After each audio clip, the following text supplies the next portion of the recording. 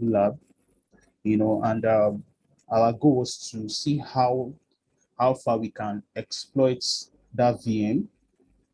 So the idea is not just to exploit it, but also to learn the various techniques and procedures, and to pay attention to little details and to see how we can, research on vulnerable applications that are installed and how we can see or go through it to exploit the vulnerability within those applications to gain to gain remote access to the victim machine. So we'll be continuing from where we stop. Just a minute, I'm trying to share my screen so that.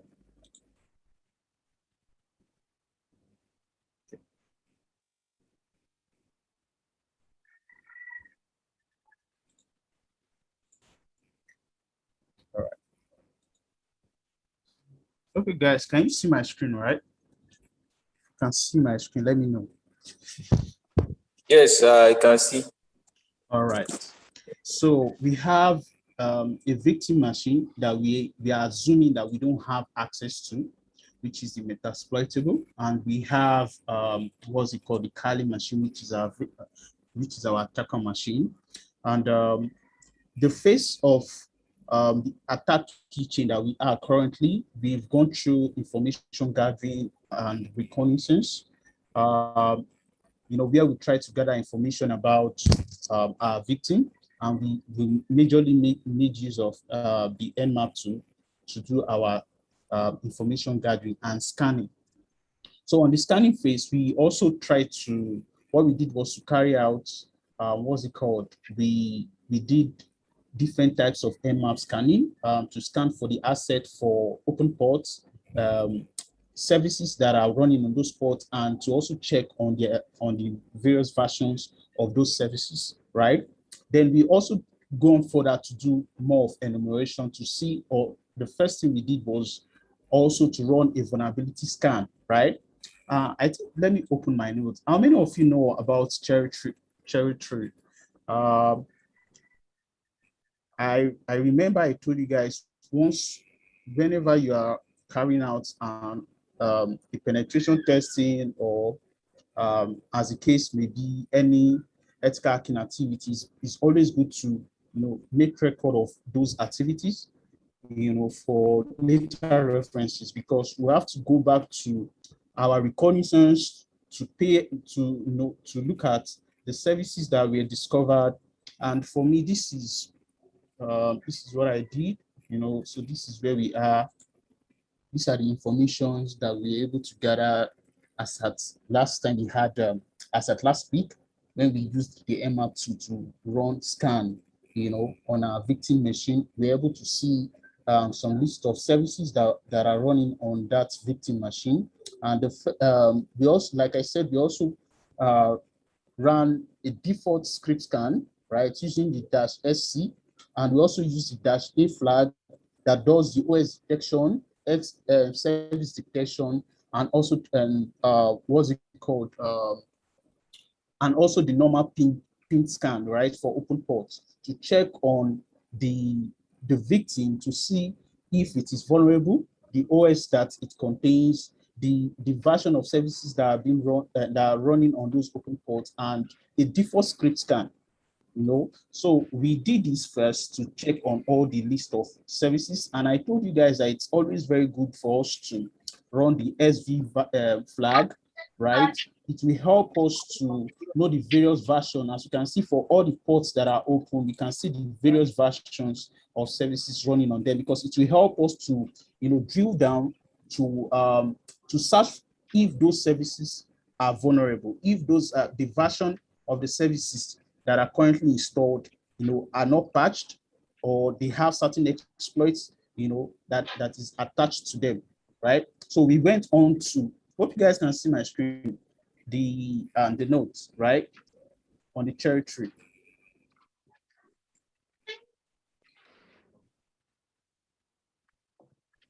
Okay. Oh, okay. Somebody's saying that I use OneNote. Yeah, OneNote is it's fine. You can use Evernote, OneNote, or Cherry Tree as the case may be.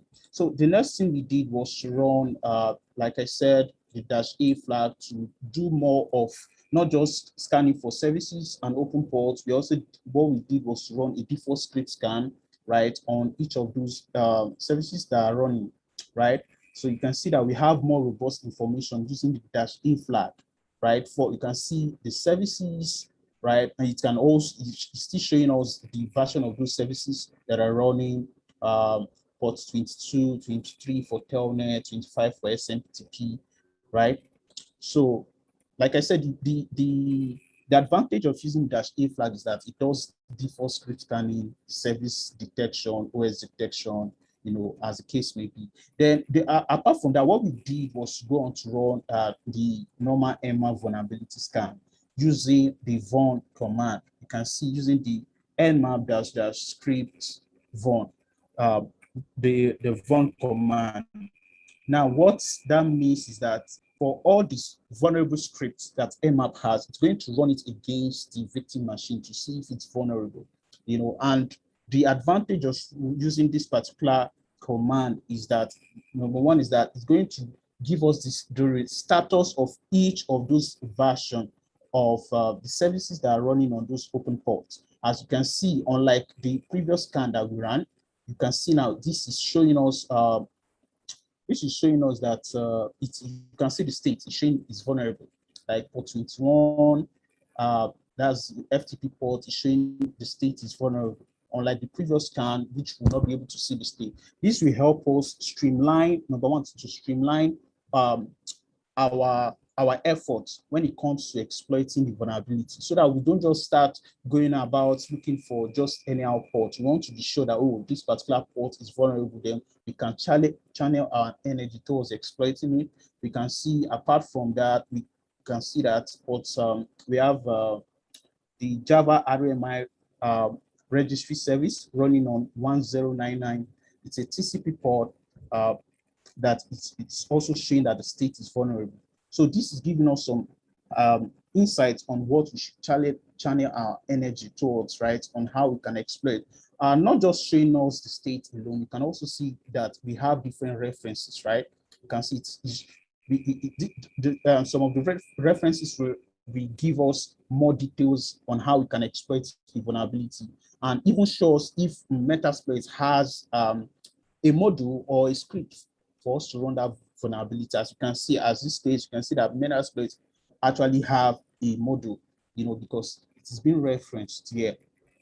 We can also see PostgreSQL, right? It's showing the state is vulnerable, right? Something that we might also, we are going to look at, right, in this session. So this is not the only way we carry out enumeration, right? There are other ways that we need to, there are other things that we need to do to carry out enumeration. But one of the ways that we can carry out enumeration, you know, before we start going out to exploiting, is that you take a look at some of these ports. One of the critical ports that I'm seeing is 139 and 445, because these are SMB ports. SMB, that is the server message block. These are ports that are basically used for file transfer, you know, in Windows environment or between Windows to Linux environment. You know, in a Linux-based environment, it's called Samba. In a Windows-based environment, it is called SMB, you know, file sharing, right? But basically, they use the same port. So what are the advantage, or what are the things we can do, or what can we achieve from this port? Like I said, in enterprise environments, they use this port for file sharing, you know, and to communicate between system within a LAN environment or within a WAN environment, you know, especially within an internal network, you know, for file sharing most of the time, or to share application or to distribute application for installation, you know.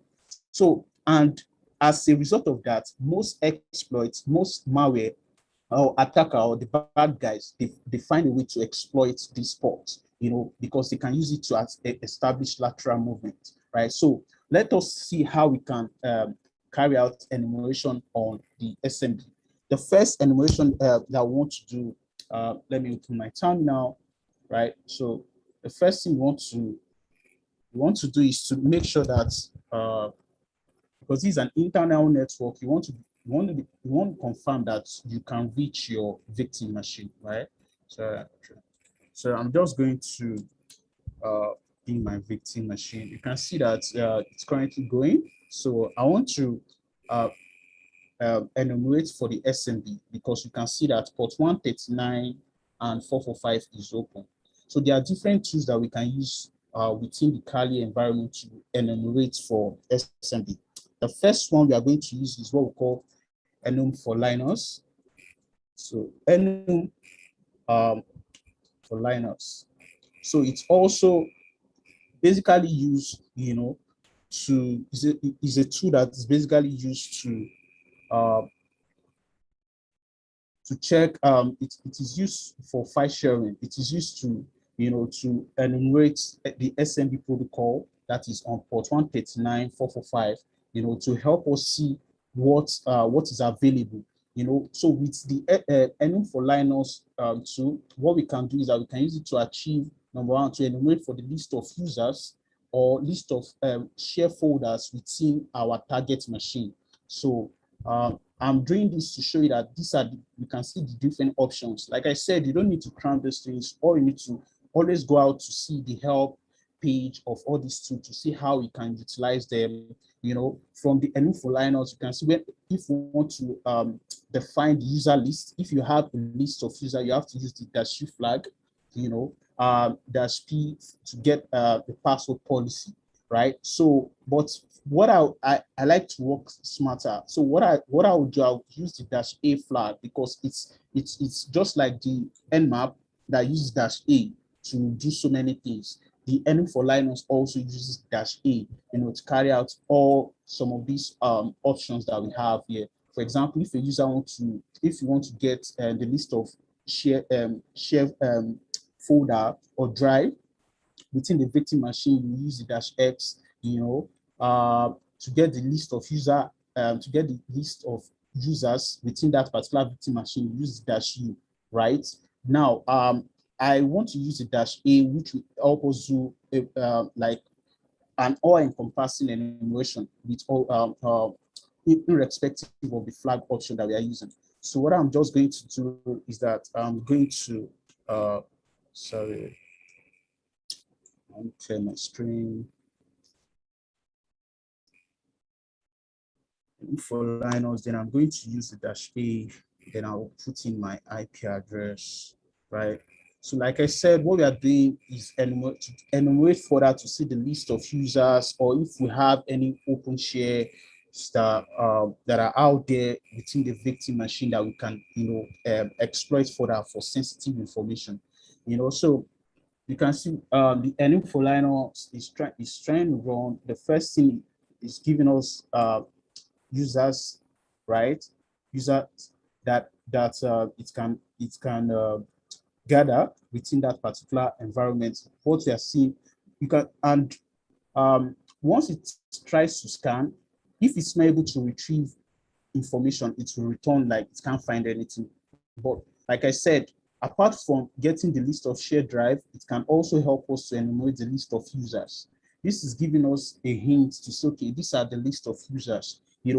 Why do we need to do this? We can, attackers sometimes enumerate for SMB to get the list of users so that they will add it to a list of users, a file that they will use for brute forcing. You understand? Maybe using the Hydra tool or, different tools that you can use for brute forcing, right? Go Buster, Direct Buster, Direct B. These are tools. So you want to have, in a way, have an idea, the list of users that exist within your victim machine, and add them to your list so that you can use it for brute forcing. It will aid brute forcing. You can see that there's not much information you can gather, from the Linux machine using this particular tool. So what else can we use for, what other tools can we use to enumerate the SMB protocol? There's another one called the SMB map. SMB map. Basically, it's more tilted towards Linux-based operating system, right? So if we do the SMB map, we are going to also see the various options that are available, for us to use with SMB map. Just a minute.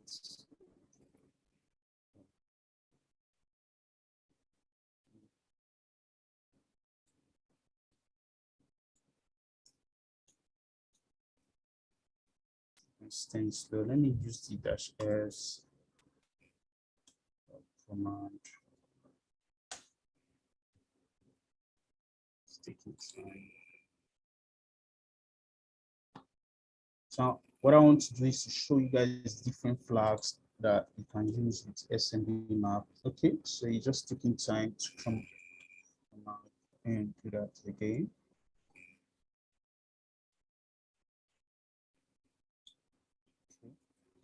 So you can see we have the SMB map and the various options. That's H, the capital H for you to specify your host, right? If you have a list of host files, sorry, a list of IP address in a particular file, you have to use this particular flag. So this, the help option will give you an idea. Apart from using the help option, you can, like I said, Google is always your friend for you to see how some of these tools are used, right? So I'm going to use the -H because I just have a particular host, right, that I want to specify. So, which is .2, which is that of my victim. Don't forget, we got the victim IP from using the net discover command, right? To say, okay, this is the IP address of our victim.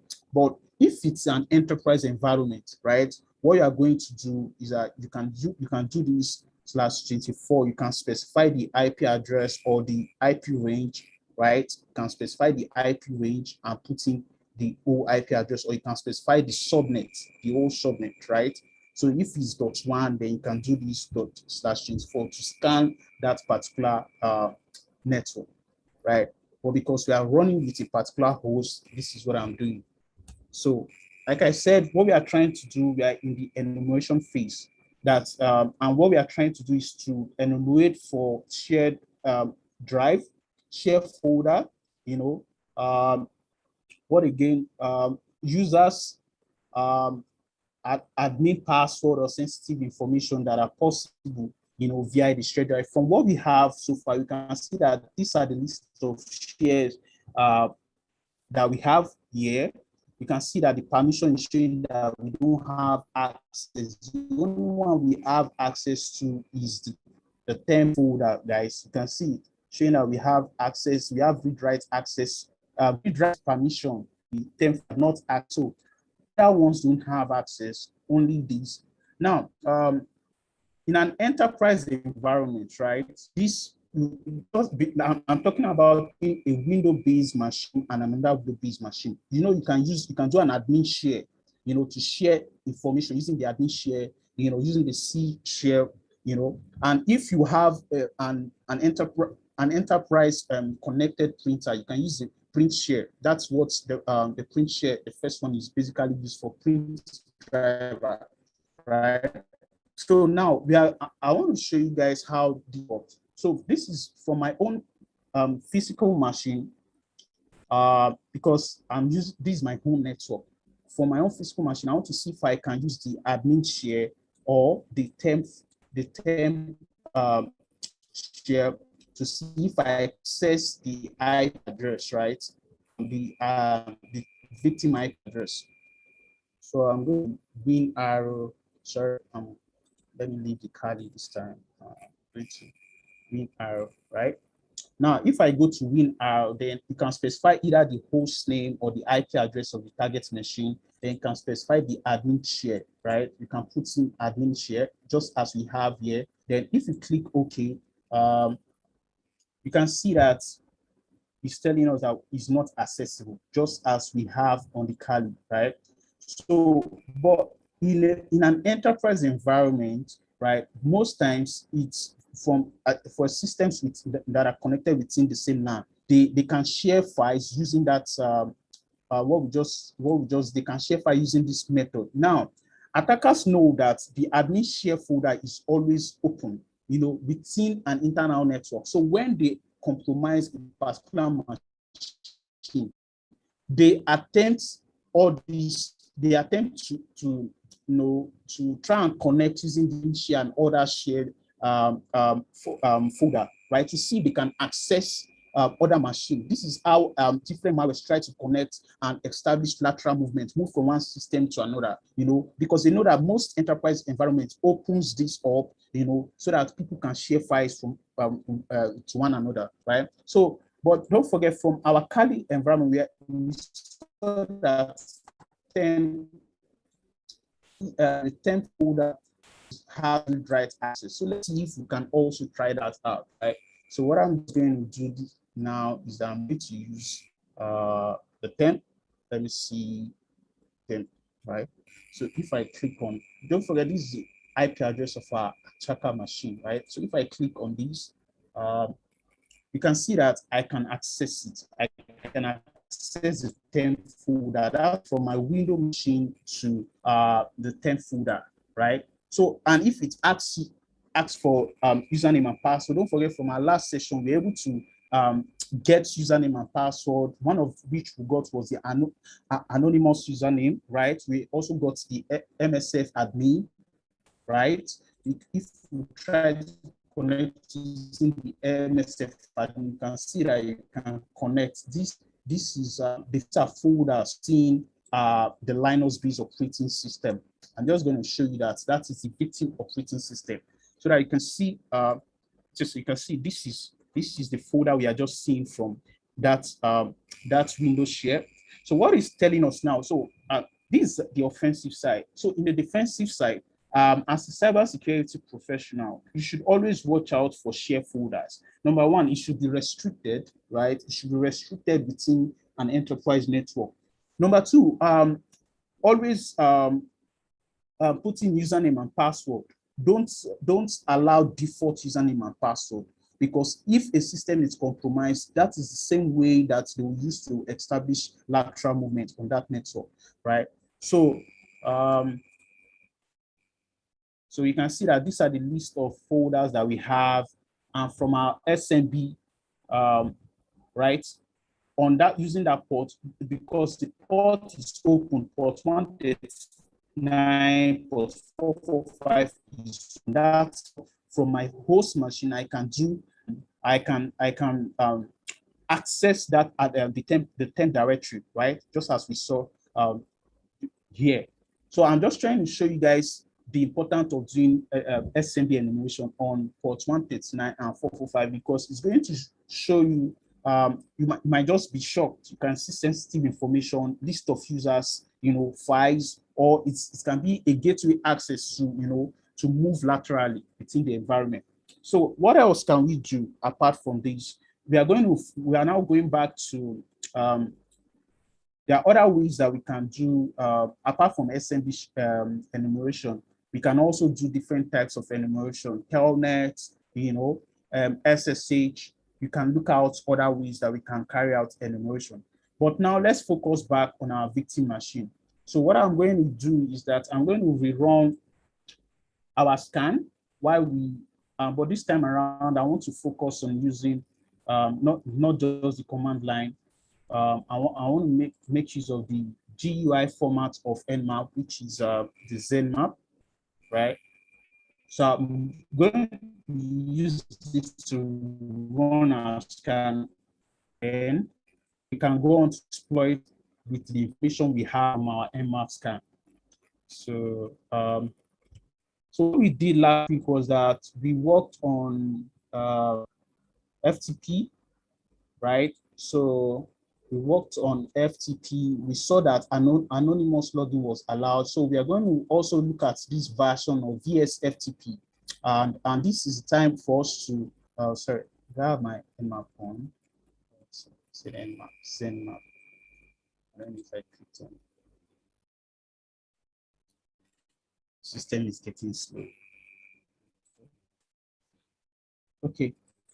So guys, since we have our Nmap scan, then I'm going to do, the next thing I'm going to do is that I want to search out if this particular version is vulnerable.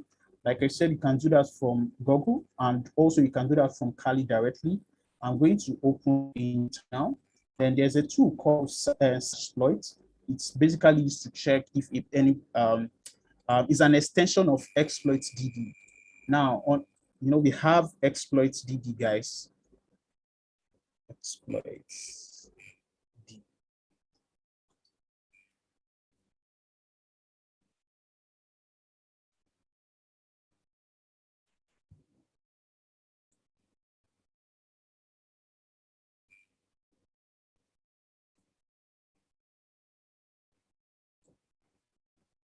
So Nmap has a tool that contains some of the database of the various exploits that we have here.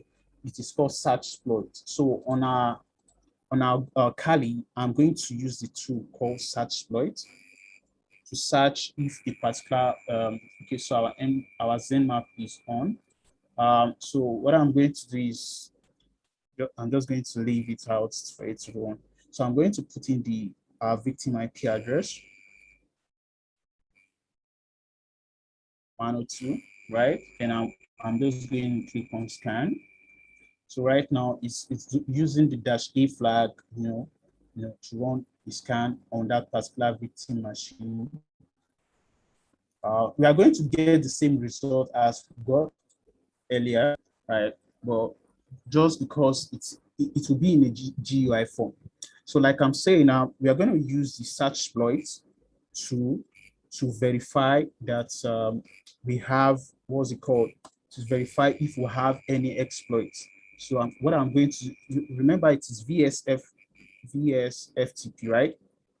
So I'm going to search if there's any exploit available. You can see that we have certain exploits, within we can leverage on from the search exploits database. You can see we have, if you take a look at the last one, which is the same version as what we have from our Nmap, which is VSFTP 2.3.4, right?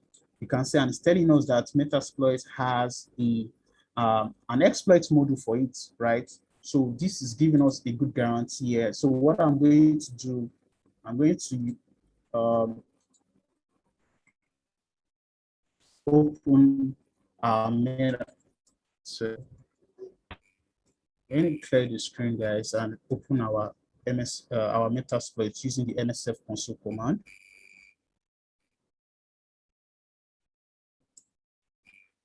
So that we can see if exploiting the VSFTP is possible, right?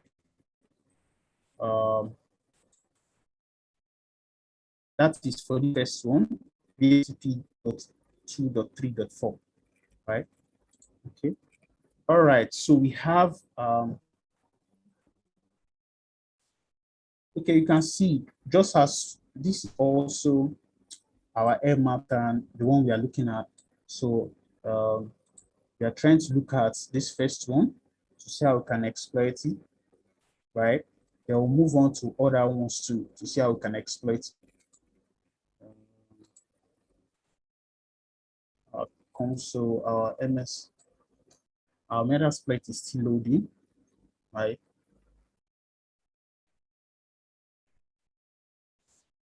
Sorry guys, is there any question at this point? Do you have any doubts? Is there any question want us to look at while we wait for the Metasploit framework to come up?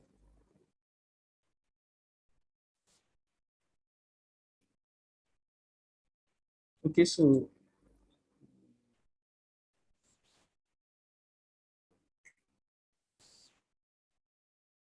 the using the Zenmap is also very good because it gives us that overview of our topology. You can see this is our attacker machine trying to, assess that is accessing the victim machine. It gives you that kind of topology to say, okay, this is what is happening on the high level, right? Now, why is this stuff not coming up? Okay.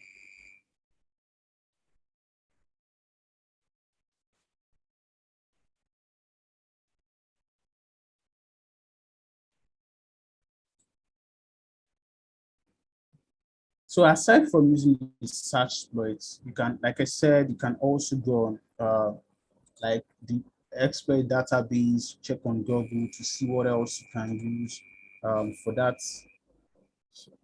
as a VS FTPD, right? You can see VS FTP. It's telling you that we have an exploit available. So this is a very good place to come to check to see if a particular version is vulnerable, right? Then you can now look out to research on how the exploit can be done. Then you attempt it. All right, guys. Our Metasploit is up. So for some of us that's this is our first time using Metasploit. Basically, it's a framework that can be used to automate um, exploits, right? Your ethical hacking activity. It is used to automate. Um, if you are coming in as a beginner, it's a good thing to learn to see how it works. But over time, I would like to say it is better to balance the manual method, of exploiting with also, with the automated method. So as you're carrying out the automated method, like using this, like we want to do with the Metasploit, you can also look out to see using manual tools, finding out ways by which you can manually exploit vulnerability. So the best of, from my experience, I would say the best is, combining the two, because automated scan or automated exploit is good, but it will not let you understand in depth how some of these exploits work.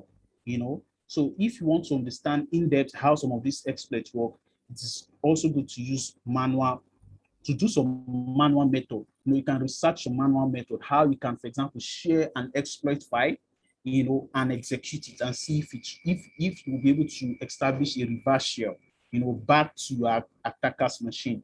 So the Metasploit table basically has, as you can see, it has these are currently have about 2,000 plus exploits available. It has different modules. The first module is called exploits. The second module is called auxiliary. Now, the auxiliary mode is like a scanner. It's also basically used to scan the victim or your target machine to gather information. Just like we are doing, just like we did using our Nmap 2, right? So the auxiliary is a module that is basically used for information gathering and for scanning, right? So after you've scanned and you've seen that a particular application or services has certain vulnerability, then you can use the exploits module to carry out, to exploit the vulnerability. So the exploit means that it contains shell code, right? Small pieces of code that can be used to exploit the vulnerability that was discovered using the auxiliary module, right? Now, after exploiting, right, then you can also run certain payload. So payload is also a code, it's like a program, right? So I'm saying that if I can exploit this vulnerability, I want to run a code, to number one, to establish connectivity or remote connectivity to that victim machine. So exploit is, don't forget, is different from payload. Payload is what you use after you have exploited the vulnerability, right? While the auxiliary is for scanning. So these numbers here are showing the numbers that we have currently on the Metasploit database. The Metasploit database is it uses Postgres SQL as its database. So if you are running the MSF console and it's not starting up, make sure that you check if the Postgres SQL service is turned on, right? You can turn it on using okay, let me see. You can turn it on using the systemctl uh, command, systemctl, then put enable, right? Or start, then put post SQL, right? So you can see it's going to start it, right? That is if it's not started. So you can see my is started. So the difference between enable and start is that if you are using start command and you turn off your Kali, it's going to stop running. You have to keep starting it. But when you say enable, you want it to be turned on, permanently, right? So that is what it is. If this service is not is not started, then it will be difficult for your Metasploit to be up, right? So that, because that is the database that house or that contain all these exploits and payload, like we're discussing currently. Now, encoders are basically used to they like the word to encode your exploit or your payload so that it will evade detection. So in a scenario where the victim has antivirus, what's it called? Solution or antivirus application installed, you want to encode your malware so that once it's been delivered, it will not be detected, right? It will bypass detection. So that is what encoders are used for, and also evasion. So, but the first thing we want to do here, like we did using the search exploit command, right? What we want to do here also is to search for what's it called? The version, that is the VSFTP version, right? To also confirm that Metasploit has it. It's always good to search, so that you know that that particular exploit is available for this version, right? So I'm just going to search for this VSFTP, right? So I'm going to search, there's different, you can just search using VSFTP. This way, you get the same, but most times it will bring out so many records. You can see so many records. And you can see, because this is, if we are doing this using, let's say, because we use VS, if we do this using FTP, you see that there are so many records that will come out, and you'll be wondering which to use. So it's better to specify. So it's better to specify clearly using more information when you are searching, or you can do this. You can put in name column DVS FTP. Then I don't want to search for auxiliary module or any other module. I just want to search for exploit to see if there's any exploit. So I'm going to do this type. So I'm going to say the type of module I want to look for is for exploit, right? So if I do this, you see that it's bringing it back to say there's an exploit. Also pay attention to the version, which is the same thing as what we have, for our FTP that we discovered, right? So right now, since we have it, the next thing we are going to do is that we are going to make use of the command. There are different specific command in Metasploit. The first one we've checked now is the search command, which is used to search for specific payload, right? We can also make use of a command called use. So since we've searched and we've found this exploit, we can, what you can do is to copy it, you can highlight the exploit and copy it and put and say you want to use this exploit, then you can paste it, right? You can paste it to say you want to use. So you just type the command use, then the exploit like this. But if you are a very lazy hacker like myself, what else you can do is that you can just specify the number in front here, this number, instead of typing out all these things or copying and paste, can just specify the this number that it comes with. So I can just specify to say 0, use 0. It is still the same thing as saying use the exploit, because 0 is assigned to this particular exploit, from our search, based on what is searched right now, right? So if I use 0, so you see that it's going to activate that particular exploit. You can see we've shifted to say we are using this particular exploit, right?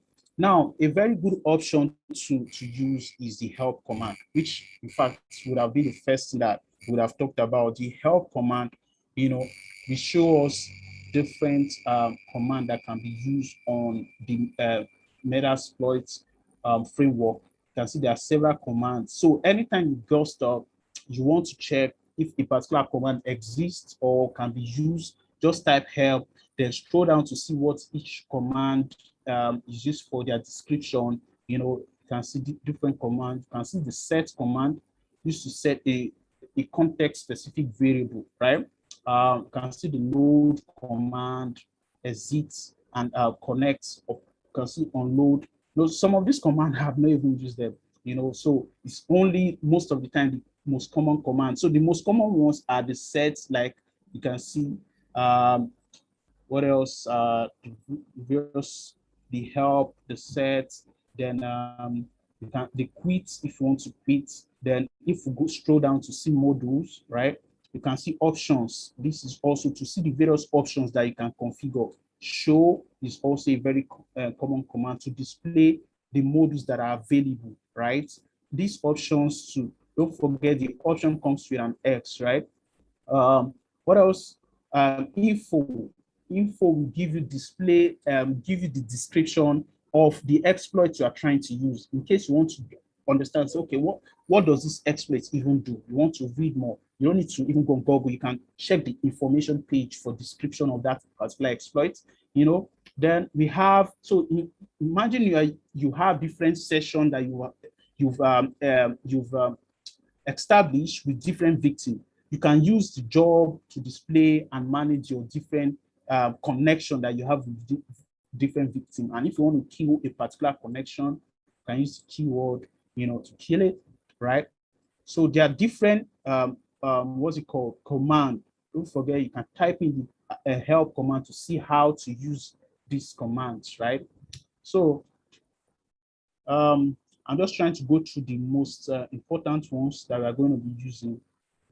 Okay, we can see the exploit. We are also going to make use of this exploit command. It is used to, after we have set our parameters correctly, we are going to use the exploit or the run command. It is also, you can either use run or the exploit command, right, to launch your attack, right? If you set your parameters correct and you don't click the, you know, you don't type the exploit or the run command, nothing is you know, you're not going to get any result. You know, you're not going to get any result back, right? So in line with this, right? So the first thing I want to do is I want to clear my screen. Then don't forget we selected a particular payload. Now I want to do the info to have this, like I said, to have a broad view of what I need to do. Number one, look at the info. It's telling us that this is the name of the exploit, right? The platform that it affects, right? Unix, right? It's telling us the date that it was exposed, that it was being made available, right? Basic options that needs to be set. You can see arrow host means we need to assign a host or the victim, you know, so this is where we are going to assign the IP address of the victim.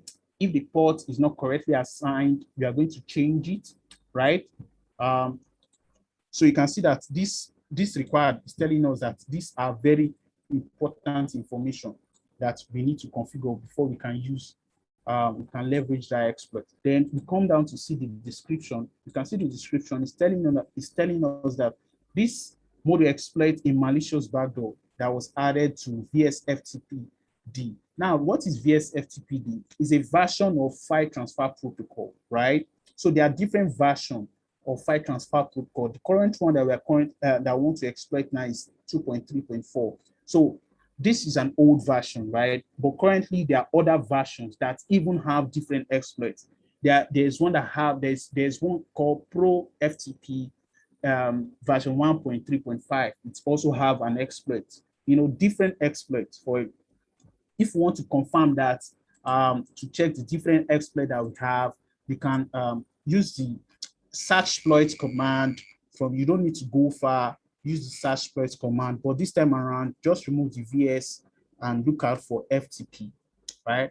You can see there are different FTP. These are the different FTP. So in case your own attacker machine has a different FTP, you can check out search for FTP, look out the search exploit, and look at if there's any exploit for it. Don't forget, you can look at on the search exploit, you can also take a look at on the Metasploit database too, you know. So you can see the different exploits that we have, So for FTP, this is the file transfer protocol. So let me go back to here. So guys, this is the info that will give us an idea of what we need to set. So right now we are going to go with then the next other command that I want to show you guys is the option command that we saw. You can either type show options, show options like this, or you can just type options to give you the same information, right? So you can see show options telling us that these are the things that we need to set. So our remote target, we need to set that. So how do we set that? So I'm going to, first command is the set. You are going to type the set, right? We're going to type the set. Let me do the option command again so that you see the options. Then you type the set. Then the next thing I'm going to do is to type in the this particular flag, remote host.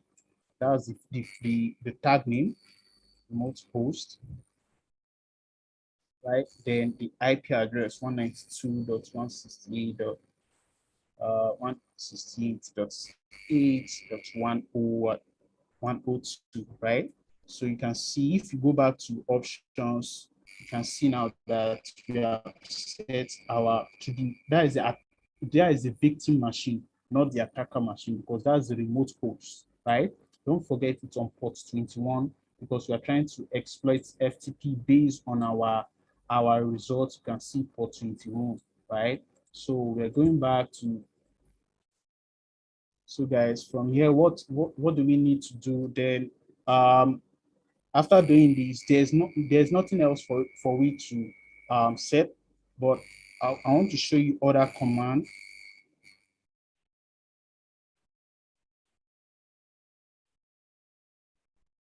Yeah, so I want to show you guys other command.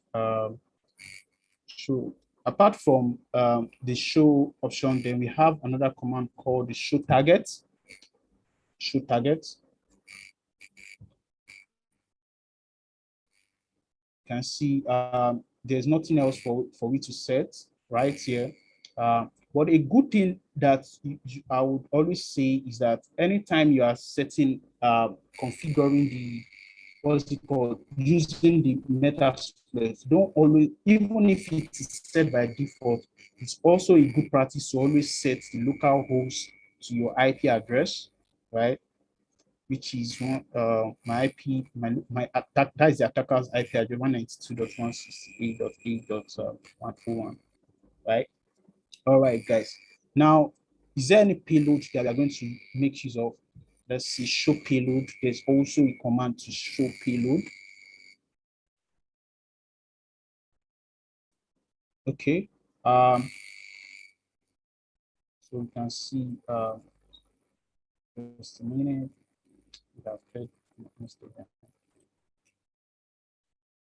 Okay. So we can see the payload is already set, right? Payload Smb Unix interact. So this is a payload that we are going to use. Then, like I said, once everything is set, you're going to type in the command exploit, right? Okay. So it's saying oh, okay. So you can see, guys, I I I set a wrong IP address, so I'm just going to reset that.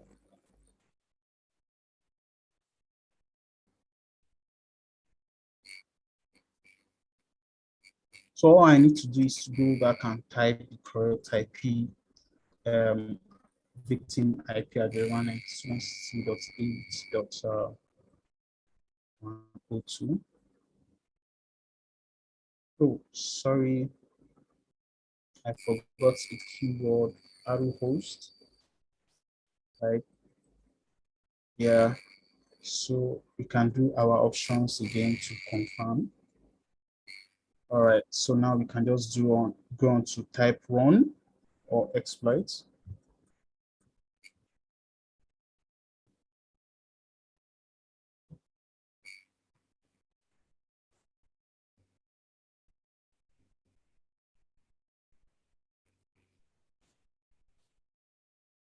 no session was created. Okay, so let's take a look at it again. We have a backdoor. So let's see.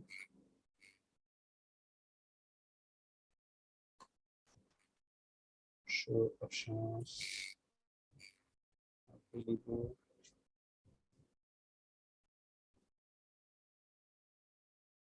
Okay. So let's see the show payload. I might need to set the payload. There are times that, okay, so then we set payload. So I'm just going to say set payload 0, or I copy this out and paste it here, or you use the command just like we did earlier. So you can see set the payload. So let's do the options again. So, okay, showing that we have the payload. So let's run the exploit again.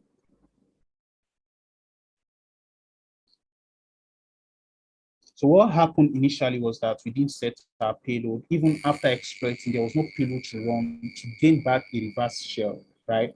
So you can see right now that it is trying to gain back a reverse shell with the payload. You can see the shell is open, right? It's showing us that the shell is open, right? It's opening and it's closing back. So let me use, yeah. So there are times you might just need to try it multiple times. Okay, so it's saying that the port is already being used.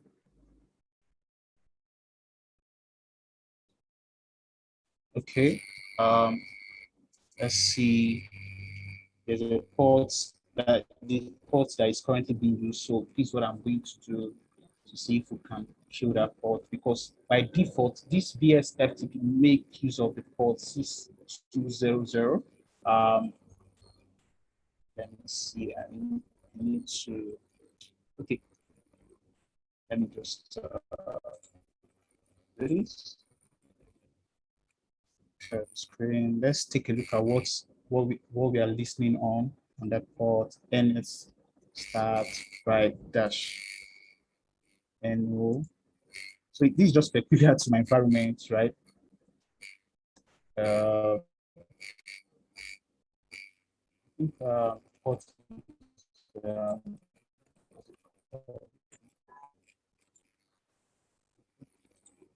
6200. Let's see, 6200.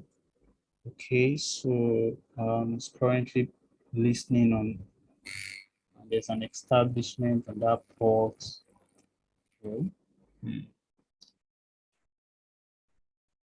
So what I want to do is to try and turn it off. I want to kill the port. So I'll kill the process. I want to kill the process. It's so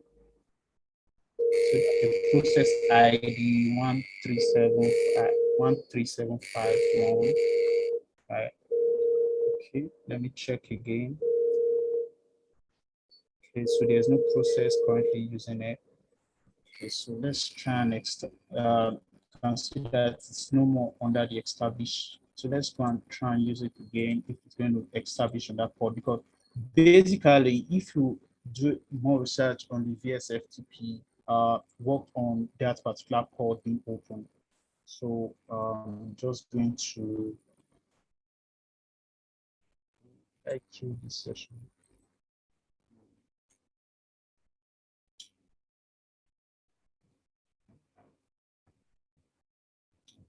Session.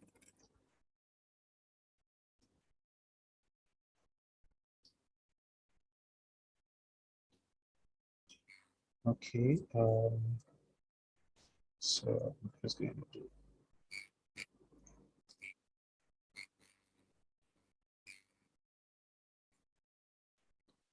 Okay, is there any question, guys? Hope you guys understand what I'm doing. Right. Hello.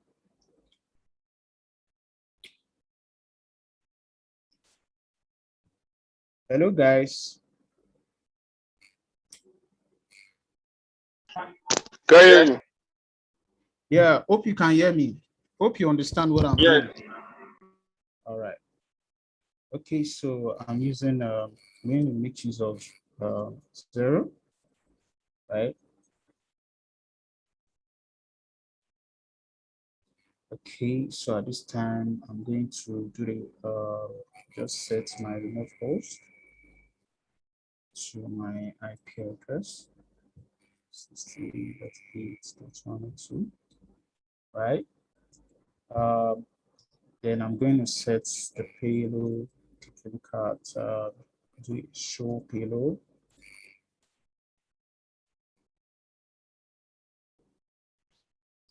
All right.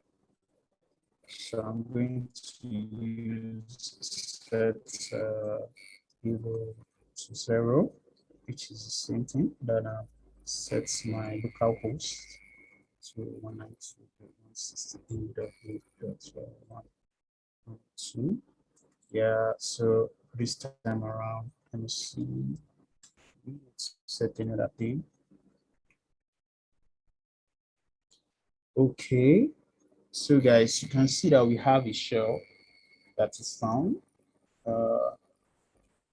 Oh, it's still trying to create a session. This session was created.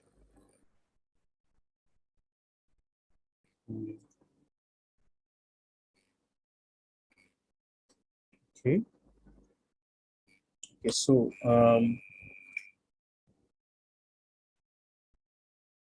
command shell opening. Okay, so let me see. Show me ID.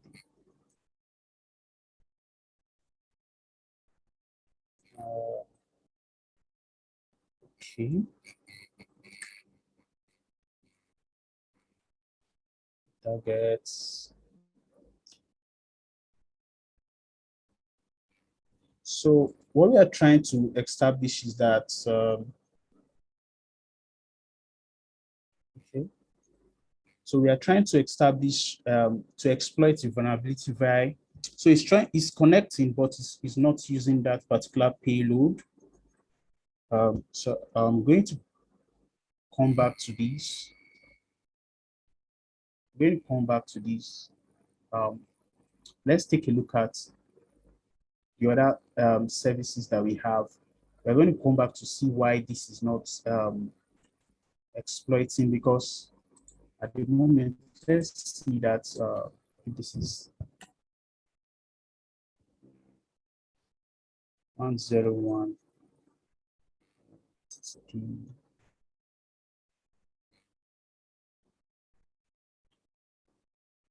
It's establishing, but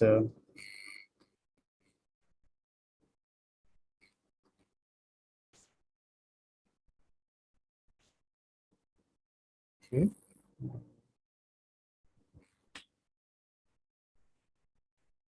Okay, so let me set my port back to 21. Let's confirm if this time is going.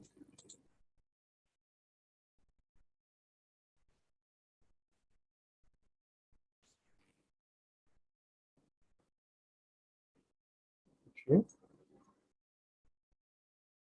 Okay, so why Metasploit is coming up, let's take a look at the other version that we have, the other services that are open that we can exploit. So we have Telnet here on ports. Telnet is open, right? So let's try to Telnet on that particular victim machine. Let's see what will happen to, there's what we call banner grabbing. So let's Telnet on the victim machine. That's 102.23, which is open. Okay, we can see that we can connect via Telnet, and apparently this is telling us that the default login is MSF admin. So what this is a very big vulnerability, you know. So we shouldn't, if in an enterprise environment, we shouldn't display password in clear text, you know, because this is giving us a quick hint for us to try it out, right? So it's asking, because when we telnet, it's asking, basically it should just ask us for username and password. So, but giving us information, giving us a hint is a no-no when it comes to security. So if I'm doing this and I'm typing MSF, trying to type, in the username and password.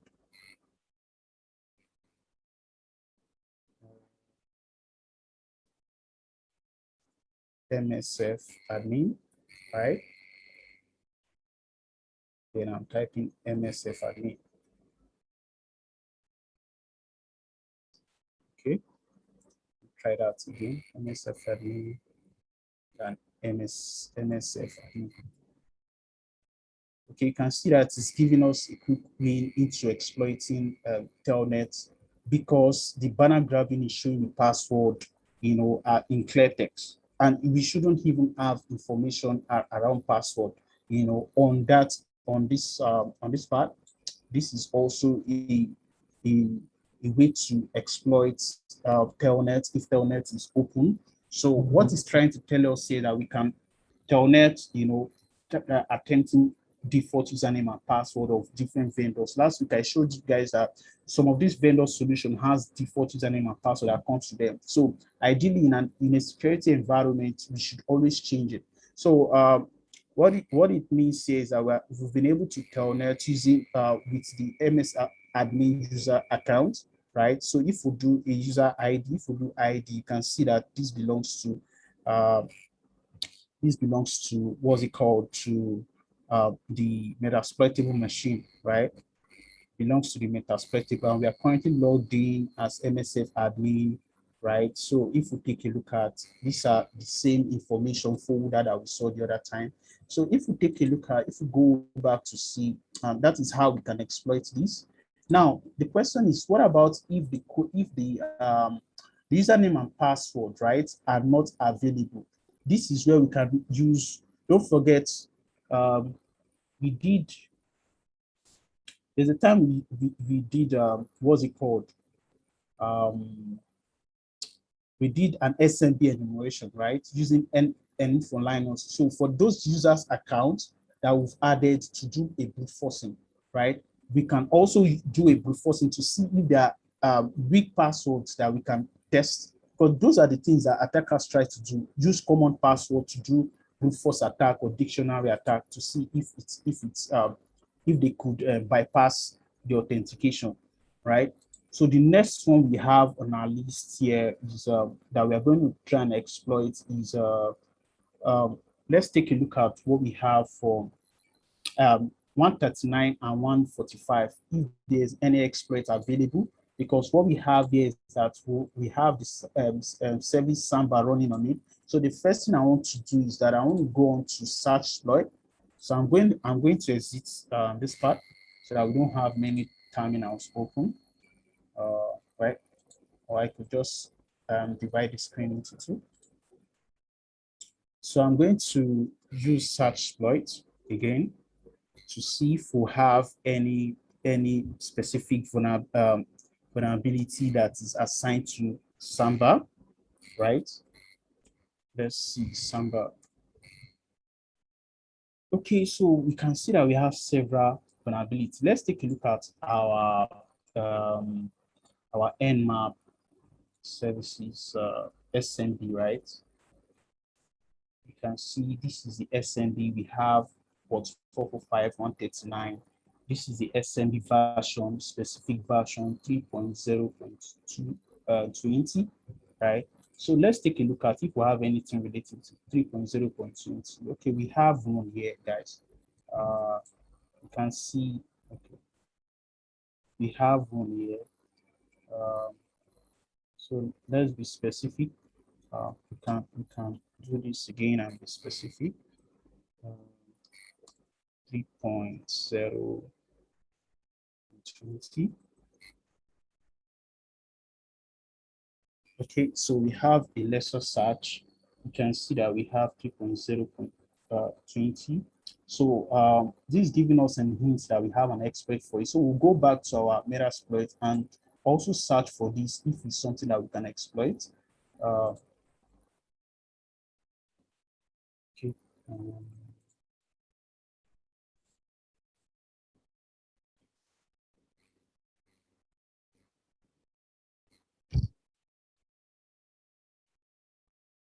okay, so guys, first thing I'm going to search for is like I did the other time is Samba.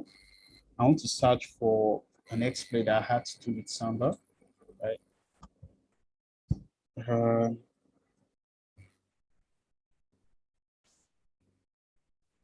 think my screen is a little bit slow this time around. Type then colon then exploit, right? So I want to see if we have any exploit relating to Samba. Okay. So what we saw the other time from the was this username map script.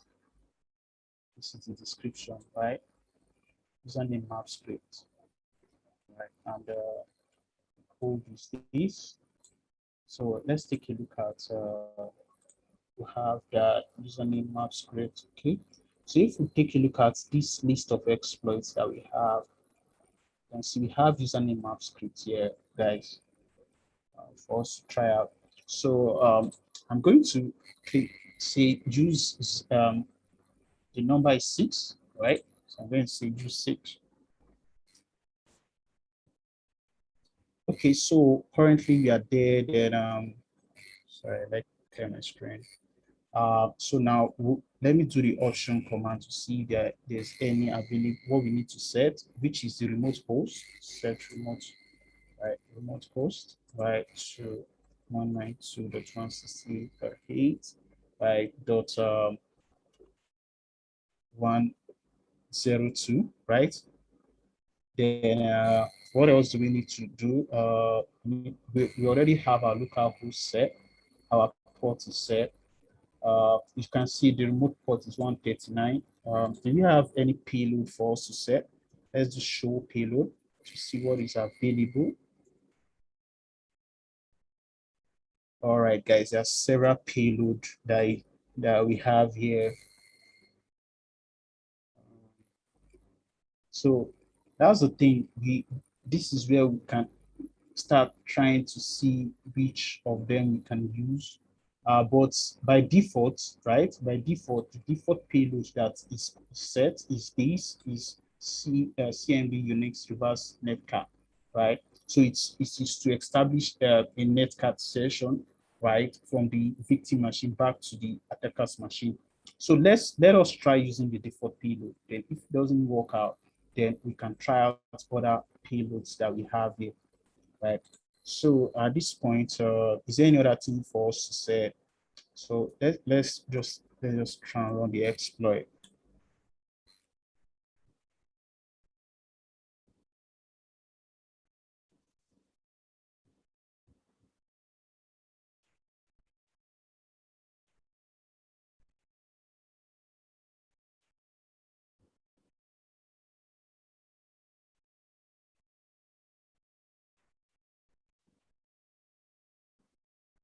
Okay, um, trying to run the shell.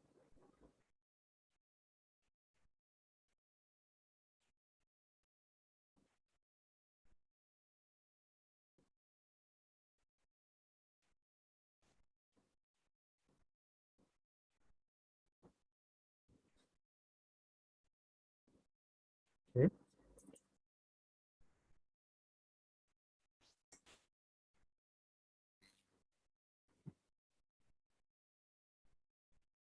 while we wait for that, let's see else. Okay, we have okay, we are trying the SMB what's it called? We are trying the SMB protocol, right? So we also have the MySQL here. We have Postgres SQL that we saw from our MMAX kind of was vulnerable. So let's take a look at Postgres SQL. Uh, sorry.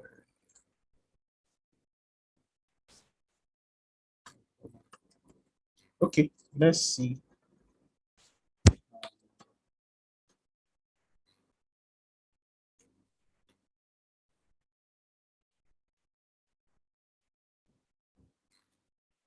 Shell is not coming up. I need to run this exploit again. It's taking time.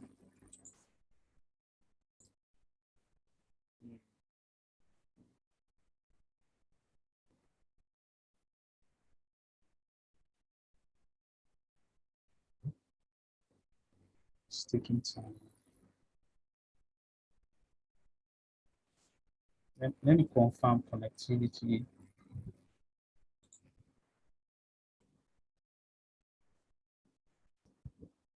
Okay, this one and then let's see. Yeah, so it's taking time to establish. Okay,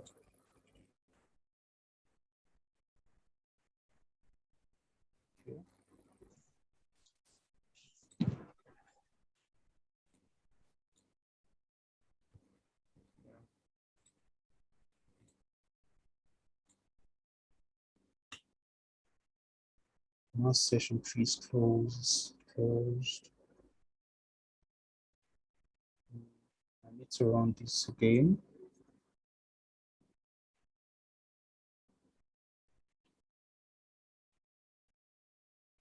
Okay, so let me terminate this session and try it once more because it's actually taking time. Oh, okay, let's see. I think we have a session. Okay, let me do this session. No, we have a session here. Let me see. The keyboard is um, okay, guys. You give me a minute. Since uh, my keypad is not responding properly, I cannot enter. So I might need to restart this machine if you don't mind. Uh, Apologies. I need to restart this machine. Keypad is giving, let me just close this. So that's some part of the issues that we might get to face. There are times that the system might be hanging and all that. Might just need to restart. So I'm just going to restart uh, what's it called, locally, so that it will be easy for us to work on. We don't waste much time. All right. So aside from that, but what we had was wait,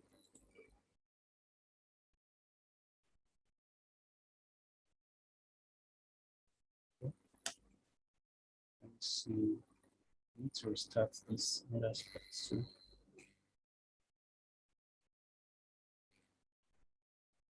Let's just just give me some time while we wait for it to restart. Okay, so while we wait for the server to restart, I don't know how many of us have our lab set up.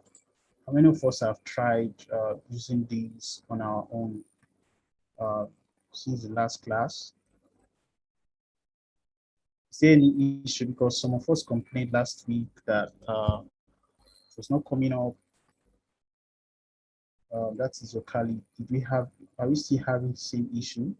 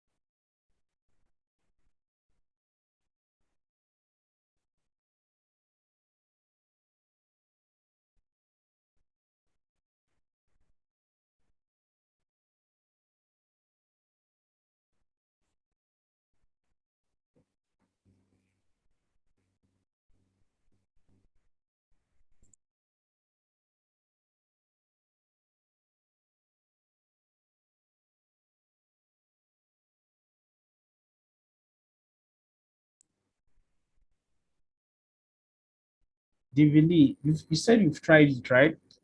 Yeah. So how's it? Tried using the Metasploit. Which one did you try? Oh, okay. Yeah, that's good.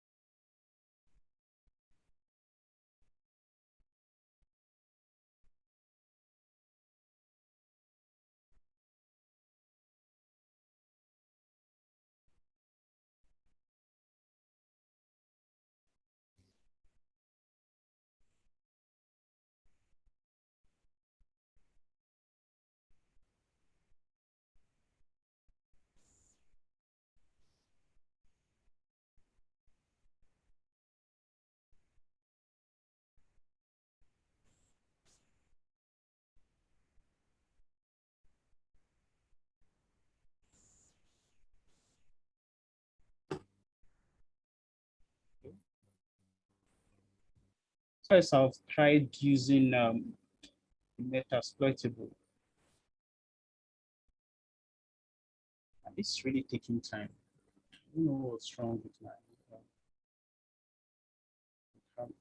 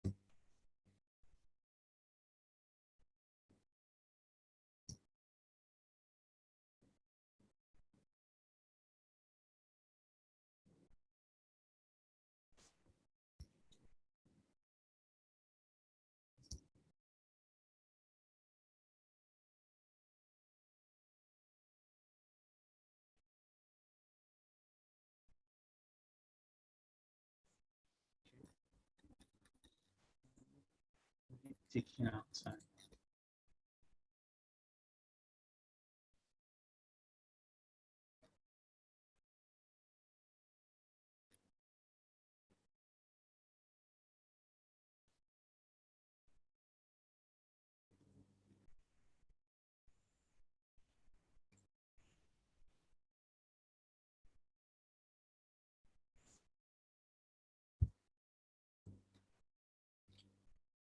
So let me check my okay. See, having the same IP and ping if it's a machine. Okay, so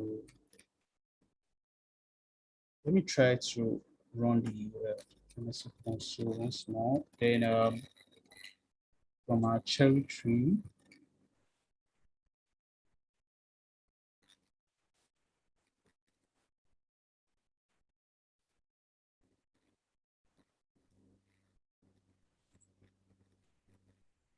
okay, so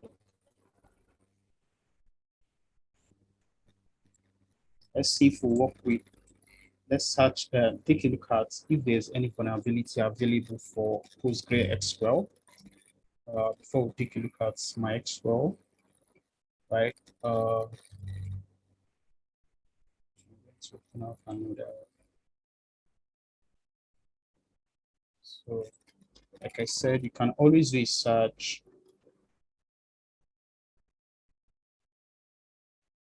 and do a search exploit, right? But this time around, it should be on PostgreSQL. Let's see if I have any exploits available. Okay, so the version that we are currently running is that was discovered is, you can see PostgreSQL DB 8.3.0, you know, between 8.3.0 to 8.3.7, right? So do we have an exploit for that? We have we have here we have 8.3.6 So, okay, 8.3.0 to 7. So actually we have between, we have 8.2 to 8.4, right? So we can use any of these exploits and make use of any of these exploits. So what I'm going to do now is to let's search on what's it called on Metasploit. All right. Okay. So, but before we go on, we are going to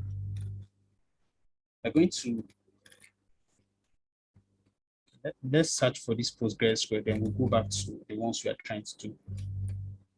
So let me just do a search for PostgreSQL before we go back to the previous one. Scroll. Okay. So let's see each of these we're going to make use of. Okay, so another thing that we can use to pick up is take a look at this rank. You can see normal, excellent, good. So it's always a good. It's always very advisable to go for the ones that have excellent. Now we have 3 for excellent. Take a look at the description. This has to do managing engine desktop central, right? The other 2 that we have here, one is for you can see PostgreSQL for Linux payload execution there, and the other one is for Windows. So because our victim machine that during our enumeration phase, we discovered that it's a Linux-based operating system, right? So it is not Windows. So I'll be going with this this one that has this number 11. So what I'll do is to pick use number 11, right? And what I'll do is to do the option command to see what is available for us to set, right? So we only have to set the remote host. So that I'm just going to do the set command and put in the remote host, right? Then I'm going to do which is 192.168.8.102, right? Then of course, like I said, don't forget you have to also set your local host, right? So you set your local host to 192.168.8.101, right?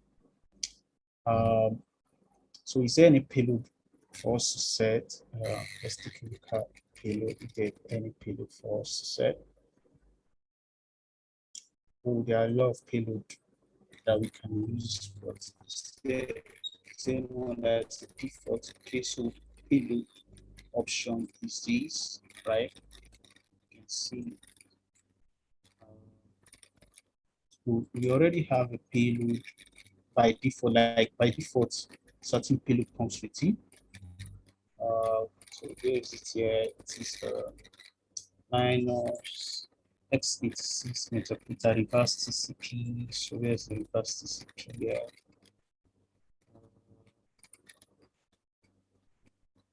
Metropolitan reverse TCP.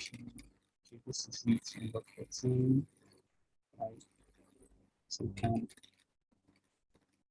let's try it out. Let's try the exploit. If it doesn't work, then we're going to explicitly state the payload. We're going to define it. So let's just go on with this.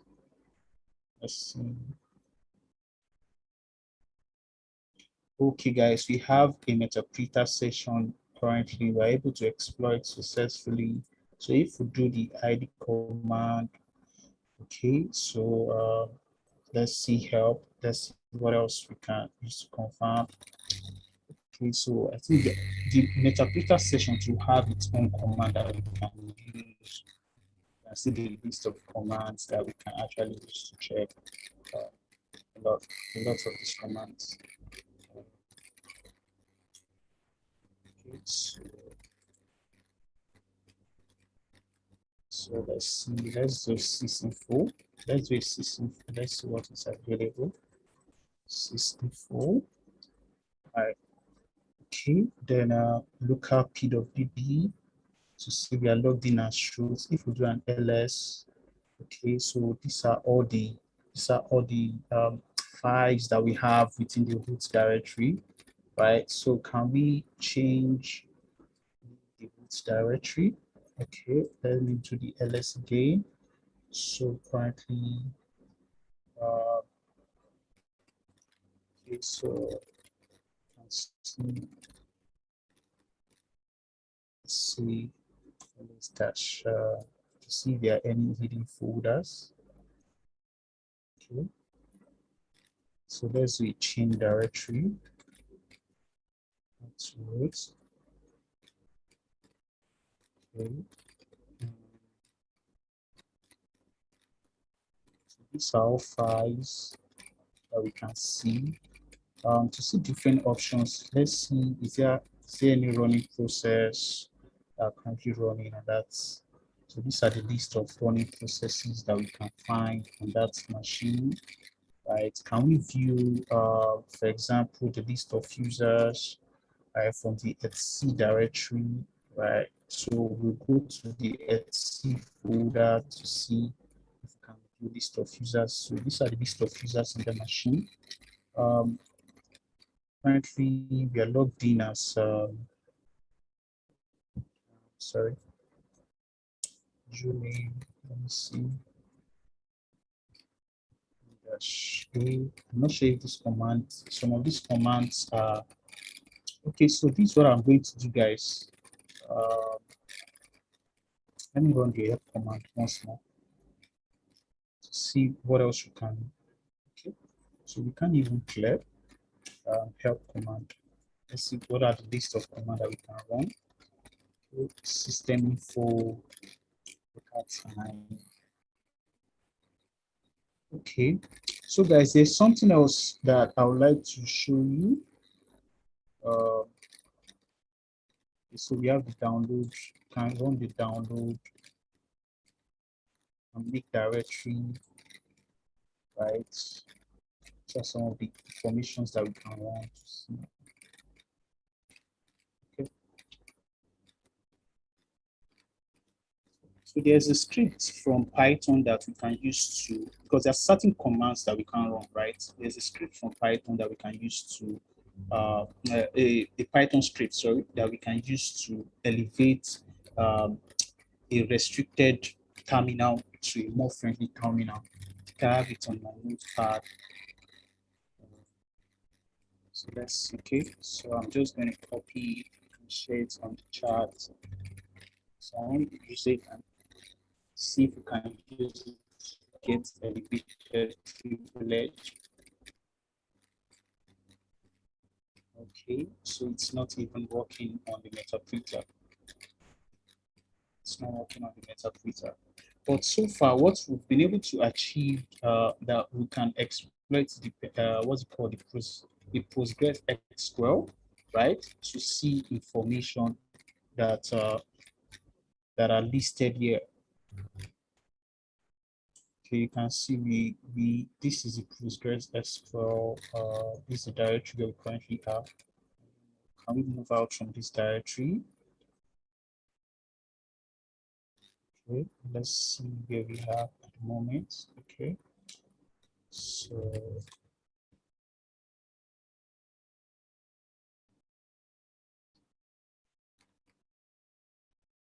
okay, guys, so we are back at the road. So if I change directory to home, right, then you can see these are the users that we have, right? So if I go back, if I change directory to MSF, the MSF directory, you guys can see.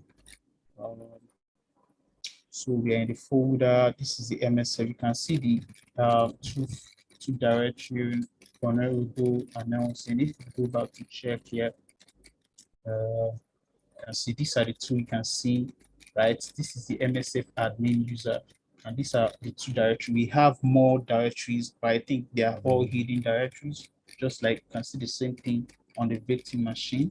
So what else can we do, guys? Can we do the download? Imagine that we want to download a file. So let's go on to change directory to Nelson. Let's see if there's any file in there, right? We have 2 files here and we want to download it. Let's say we want to exfiltrate data, right? So this is what we can do. Download, right? Then the data that we have, which is maybe you can do, let's say ATM card.txt. Then we are going to specify the destination where we are going to put that, so on our own machine, right? So we are saying download from the victim machine to my machine, but want to download it to the desktop directory, right? So guys, you can see we've been able to download the folder. So if I go to my desktop now, can we see that particular folder, right? Let's see. You can see, guys, we have the folder here, right? So we'll be able to download, exfiltrate data, exploiting the PostgreSQL database, right? So, okay, so I said I want to go back to you, exploiting that, what's it called? The one we had, what's it called?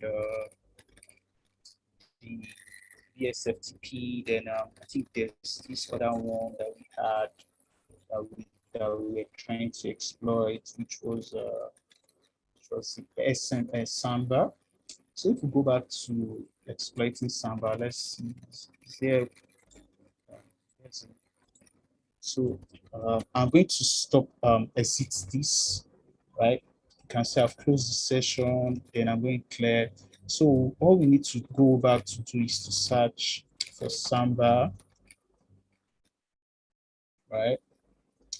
Now we search for Samba. What we used the other time was the user script, if you can remember, right?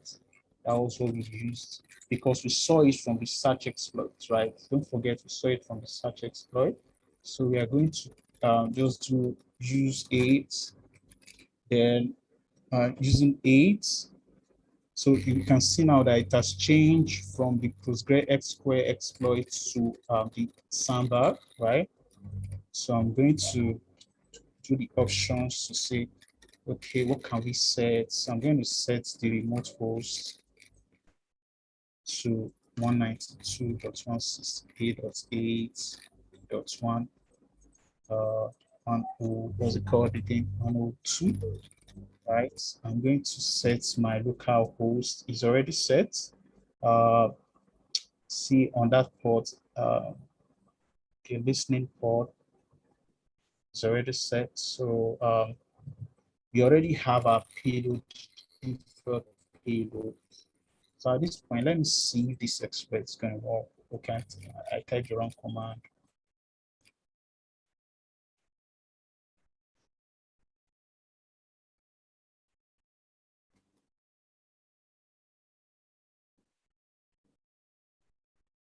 Okay, guys, you can see that we have a session now, right? We have a session, but it's limited. So what I'm going to do, I'm going to use that script I told you about again, Python script. So it's basically used to elevate. Let's see it's going to work out here, right? You can see now that we have a more elevated session. So if I do this, you can see we are currently logged in as we've currently exploited the metasploitable machine. These are the host name. This is the host name. So if I do UID, right?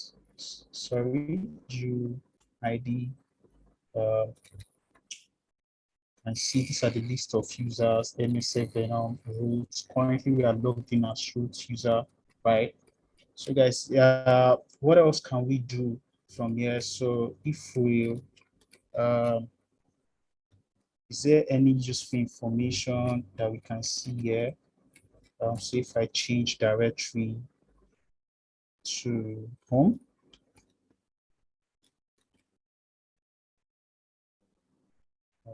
change directory to home. Okay, so you can see we have FTP, we have the MSF admin, right? change directory to the MSF admin. Okay, what else do we have? You can see the two folder that we have. So if I change directory back to now saying, right, you can see we have this. Now I want to show you guys, apart from using the download option on Metaprinter, how can we transfer files if we exploit vulnerability like this? What we can do, we can use the netcat command, nc.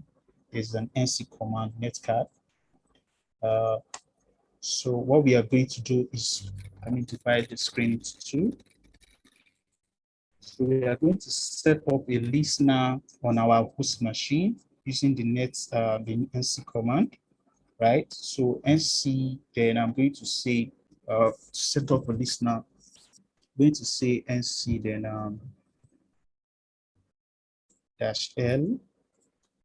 -p is for the ports, -l is for listening, -p is for the ports. Then I'm going to use just anyhow. I just want to make use of a random port 1, 2, 3, 4, right? Then I'm going to say I want to download, I want to transfer that file. So then I'm going to define the file using the output operator, right? Then it's going to be ptm cat.txt, right? So I want to set up a listener. So I'll set up a listener, then I'll come back. Don't forget, here this is my host machine. Here I'm logged in as what? I'm logged into the Metasploit table. So I'm going to, then use the netcat command to transfer this particular ATM file or another. Let me see, let me even stop this. Let me transfer that file because we already have the ATM there. So this is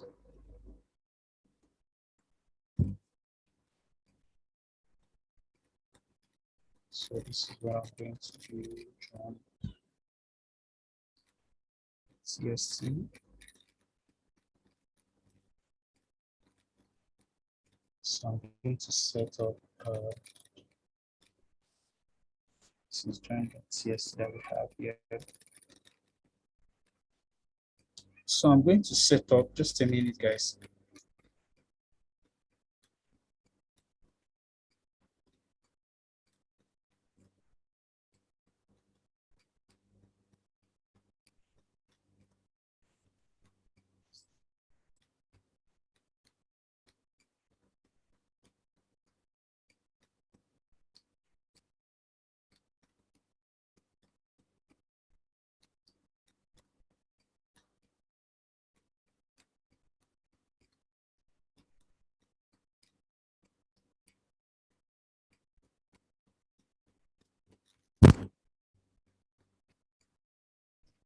So guys, this is what I'm going to do.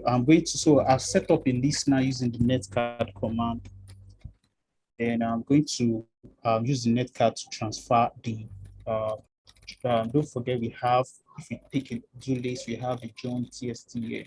So this is another way to exfiltrate data. If you already have, if we've already established or have compromised a particular machine and you want to, try and exfiltrate sensitive data.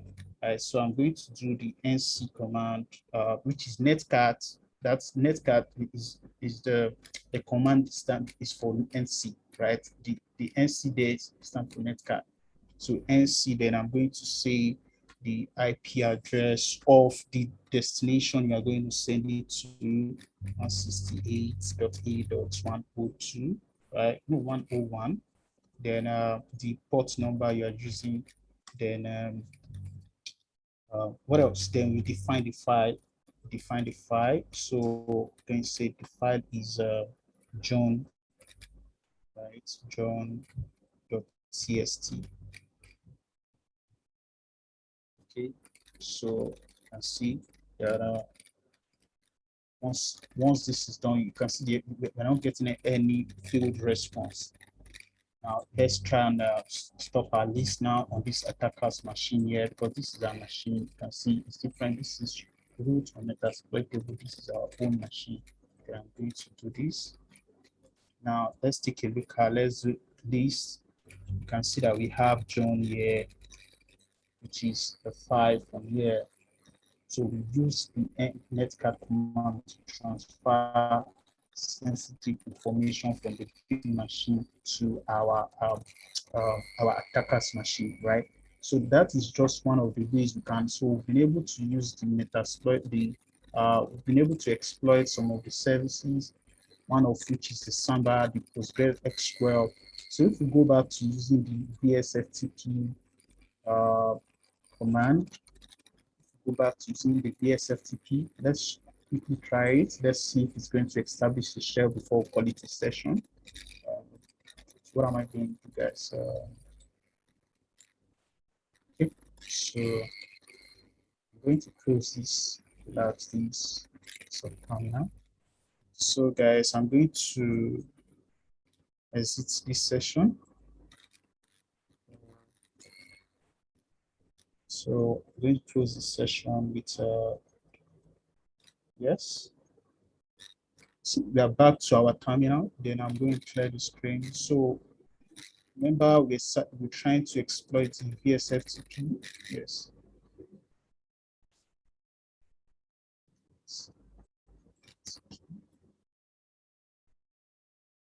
Right. So then what we did was say we are going to.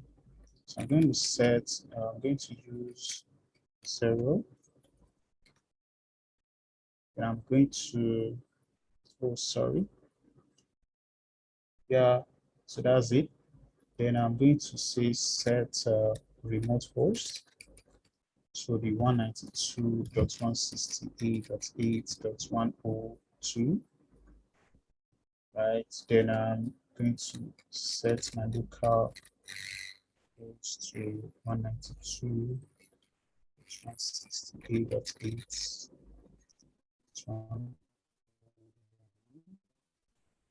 If I do option command, you can see we have this set.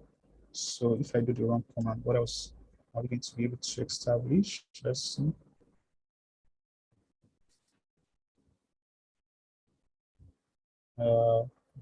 This session was created. We specify the password. We need a password. So let me see. 192.168,000. So set payload. It should be okay. The payload is already set. Yeah. Yes, FTP.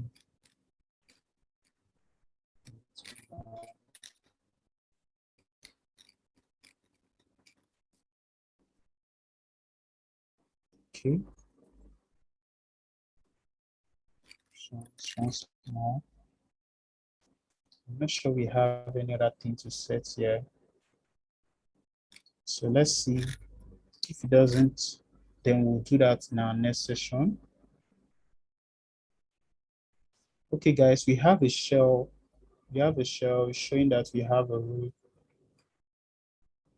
You can see we've been able to use the VSFTP 2.3.4 to also get a root, right? You can see,